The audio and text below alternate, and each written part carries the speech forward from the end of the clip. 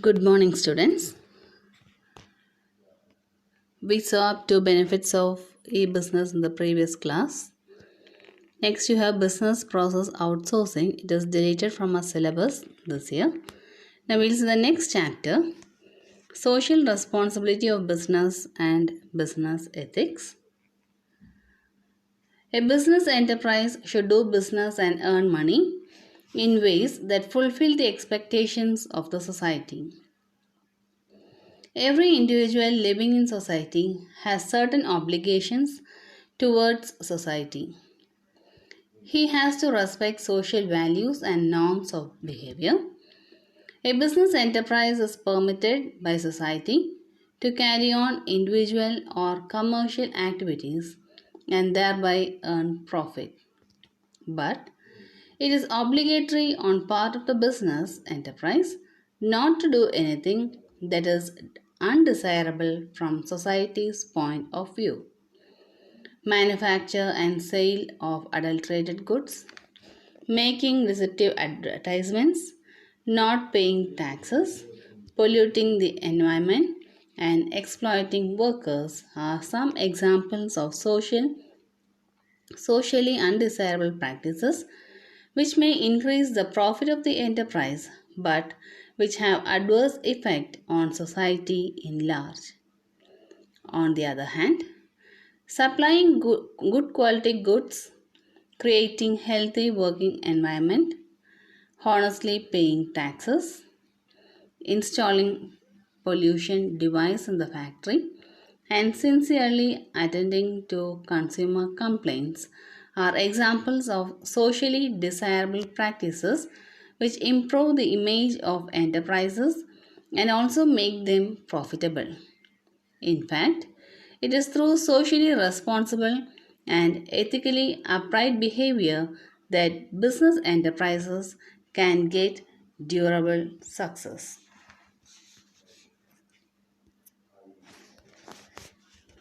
Concept of social responsibility.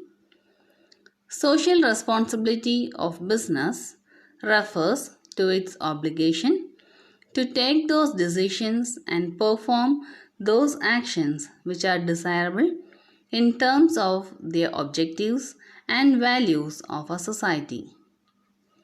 The assumption of social responsibilities by business enterprises implies that they respect the aspirations of the society and would try their best to contribute to the achievement of these aspirations along with their profit interest.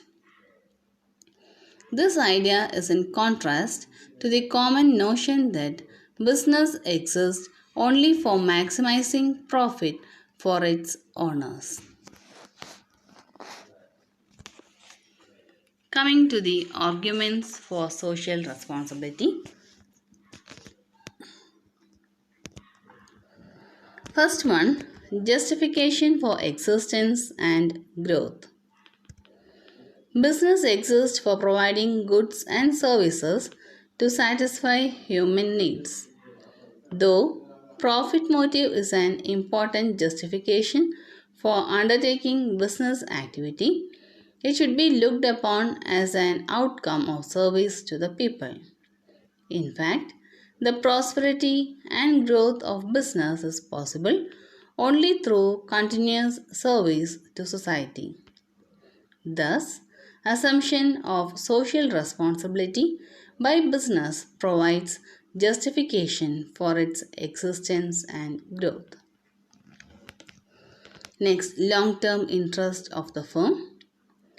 A firm can earn maximum profit in the long run when it has its highest goal as service to society.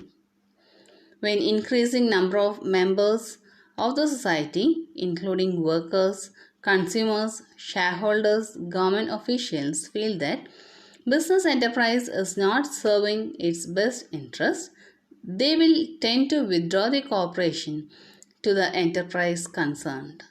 Therefore, it is in its own interest if a firm fulfills its social responsibility. Next, avoidance of government regulation. From the point of view of a business, government regulations are undesirable because they limit freedom. Therefore, it is believed that businessmen can avoid the problem of government regulation by voluntarily assuming social responsibilities. Availability of resources with business. This argument holds that business institutions have valuable financial and human resources which can be effectively used for solving problems of the society. Better environment for doing business. If a business is to operate in a society which is full of diverse and complicated problems, it may have little chance of success. A society with fewer problems provides better environment for a firm to conduct its business. Next one, holding business responsible for social problems. It is argued that some of the social problems have either been created or perpetuated by business enterprises themselves. Environmental pollution, unsafe workplaces, corruption in public institutions, and discriminatory practices in employment are some of these problems. Therefore, it is the moral obligation of business to get involved in solving these problems instead of merely expecting that other social agencies will deal with them on their own.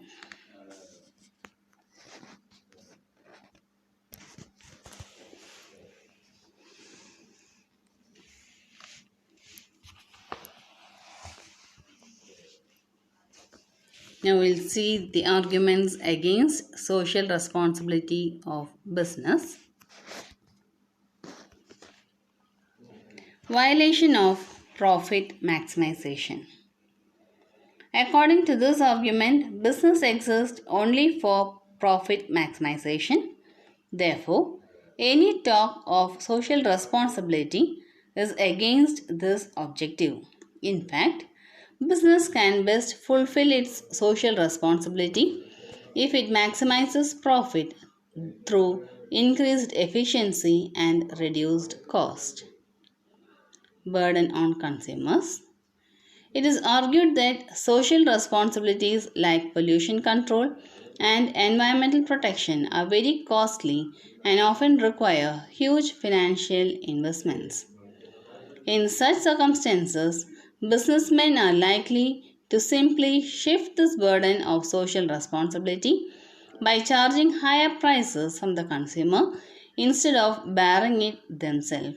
Therefore, it is unfair to tax the consumer in the name of social responsibility. Lack of social skill. All social problems cannot be solved the way the business problems are solved.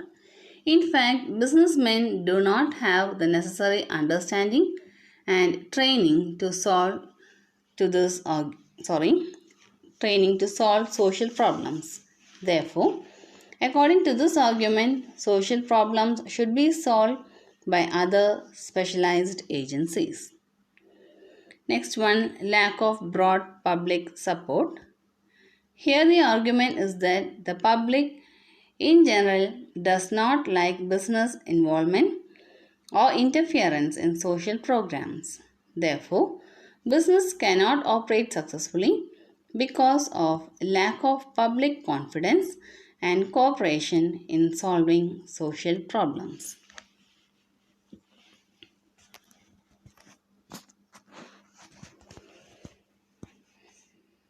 Next one, reality of social responsibility.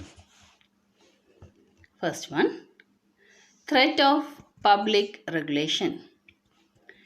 Democratically elected governments of today are expected to act as welfare states whereby they have to take care of all the sections of the society.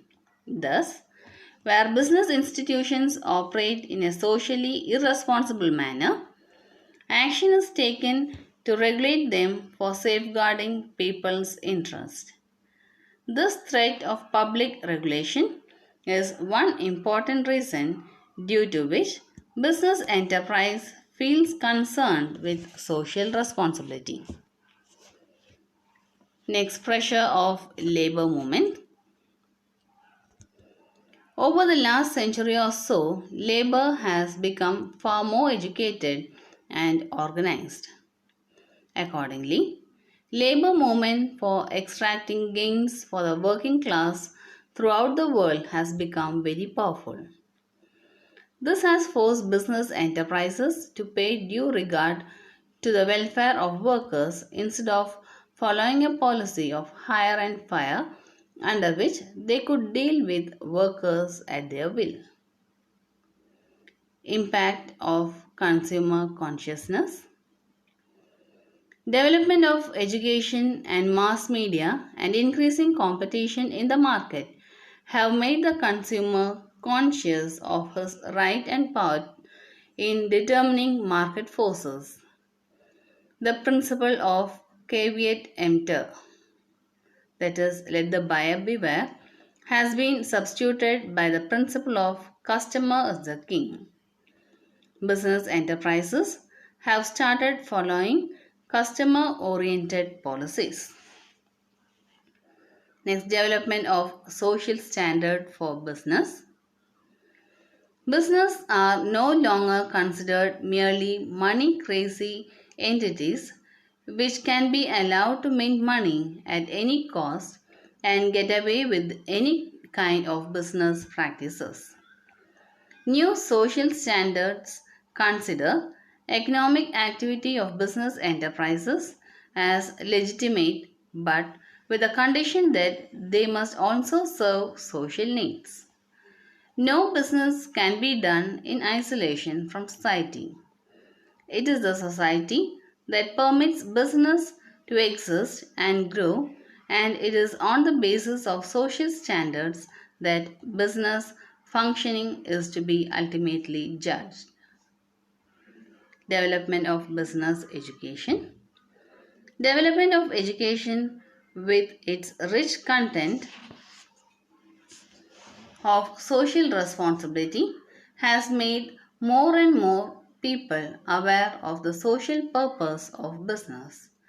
Educated persons, such as consumers, investors, employees, or owners, have become more sensitive towards social issues than was the case earlier when such education was not available. Next, relationship between social interest and business interest. Business enterprises have started realizing the fact that social interest and business interest are not contradictory. Instead, they are complementary to each other. The feeling that business can grow only through exploitation of society has given way to the belief that long-term benefit of business lies in the serving the society well. So also, a recognized, a useful institution like business is recognized as an essential element of modern civilized society. Next one, development of professional managerial class. Professional management education in universities and specialized management institutes have created a separate class of professional managers who have got an altogether different attitude towards social responsibility as compared to earlier class of owner manager. Professional managers are more interested in satisfying a multiplicity of interest group in society for running their enterprises successfully than merely following profit goal.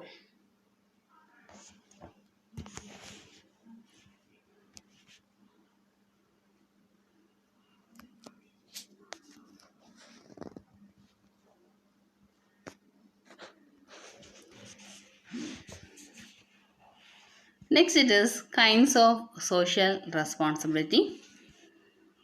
First one, it is economic responsibility. A business enterprise is basically an economic entity and therefore its primary social responsibility is economic, that is, produce goods and services that society wants and sells them at a profit. There is little discretion in performing this responsibility. Legal responsibility. Every business has a responsibility to operate within the laws of the land. Since these laws are meant for the good of the society, a law-abiding enterprise is a socially responsible enterprise as well. Ethical responsibility.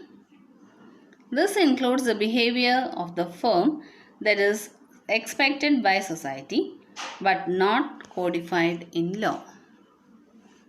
Discretionary responsibility. This refers to a purely voluntary obligation that an enterprise assumes, for instance, providing charitable contribution to educational institutions or helping the affected people during flood or earthquakes.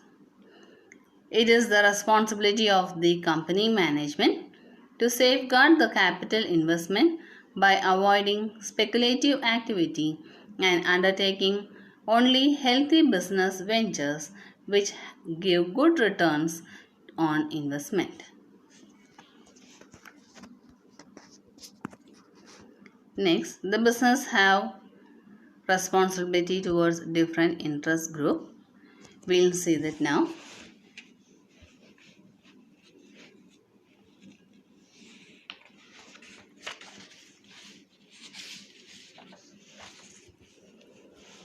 Responsibility towards the shareholders or the owners or the investors. So their responsibility is to pay a fair return on the investment, that is dividend or interest, to ensure the safety of their investment, to provide regular, accurate and full information about the working of business as well as schemes of future growth, to maximize shareholders' wealth, that is, increase in market value of shares. Next one, it is the responsibility towards the workers or the employees. To pay fair wages and salaries to the workers and employees.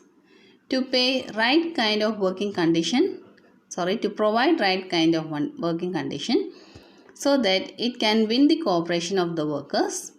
To provide service benefits such as medical facilities, education to children, retirement benefit, etc. To develop their skill through training and education. To respect democratic right of the workers to form unions. Next one, it is their responsibility towards the consumers. Already we saw this.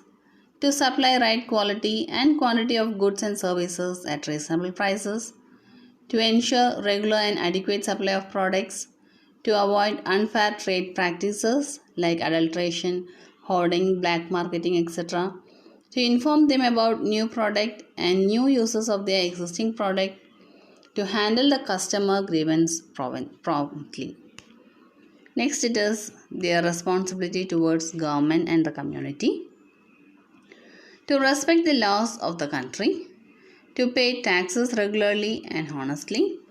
To behave as a good citizen and act according to the well accepted values of the society.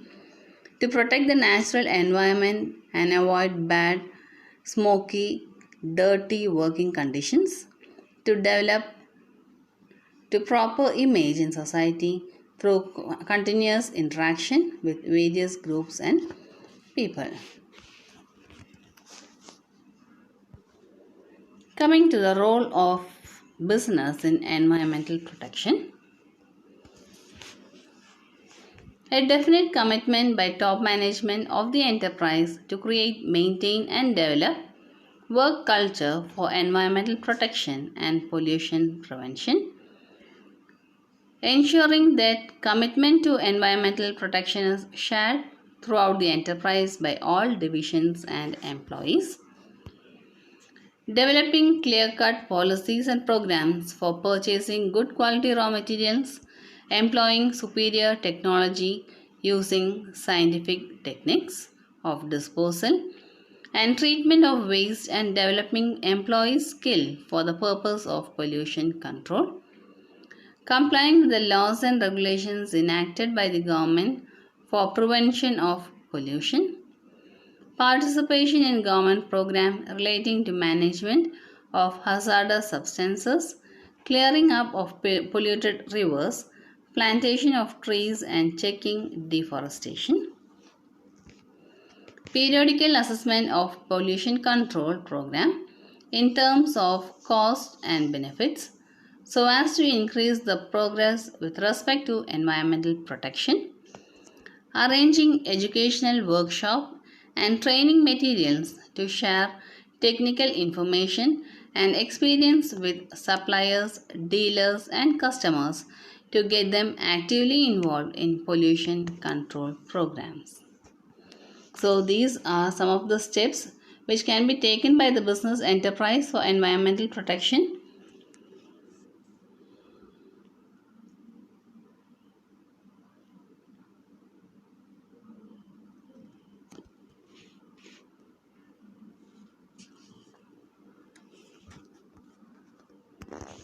Next one, it is business ethics.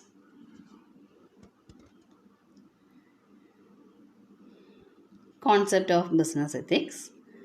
An enterprise may be good in terms of economic performance but poor in terms of social performance, like supplying products of reasonable quality and at reasonable prices. This raises a question of what is right or wrong from society's point of view. The answer to this question is important because business enterprises are products of and are influenced by the society. They have to interpret and adjust to their preferences or values of society.